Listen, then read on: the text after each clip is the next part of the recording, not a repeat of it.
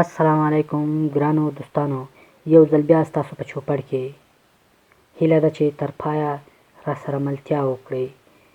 له هر څه دمخه دوستانو زموږ چینل سبسکرایب کړئ تر څو زموږ نوې او راتلونکې ویډیوګانې په اسانۍ ترلاسه کړئ.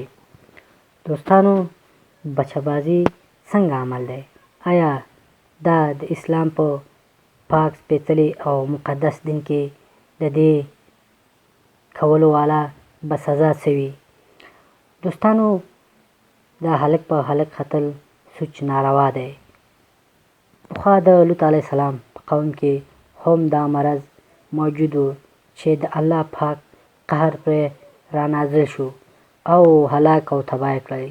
دوستانو، هیله ده چې له دې کار څخه لاس په سر شئ او هغه څوک چې په هلک پسې ګرځي، هغه څوک چې ودونه لري او په هلک پسې ګرځي، نو دوستانو دی چې هلک پسې ګرځي، نو تاسو ته خو هم ښه پته دی چې هغه بیا خپلې بیبي سره کوروالی نشي کولی.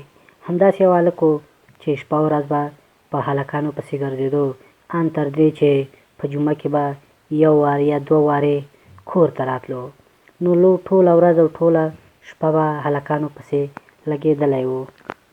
دوستانو، لکه څرنګه چې نر جنسي خواهشات لري، همداسې ښځه هم جنسي خواهشات لري. دوستانو، دا هلک به کور ته نه راتللو، په جمعه کې به یو ورځ یا دوه ورځې کور ته راغی، نور به همیشه په هلکانو پسې ګرځېدو. د دې ښځه ډېره مجبوره شوه ځکه چې دی هم جنسي خواهشات لري او له همسایه هلک سره یې روابط ټینګ کړه او همیشه به یې هلک ځان ته راغوښتلو.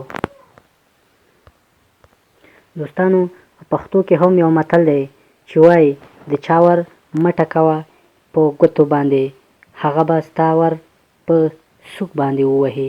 یعنې که ته په بل چا پسې ګرځې، که یا هلک وي او یا کجلۍ، نو که ته خپل عزت لرې، خپل عزت در باندې ګران وي، نو دوستانو بل چا پسې مه ګرځئ، نو څوک به هم ستاسو په طرف ته نظر نه کوي.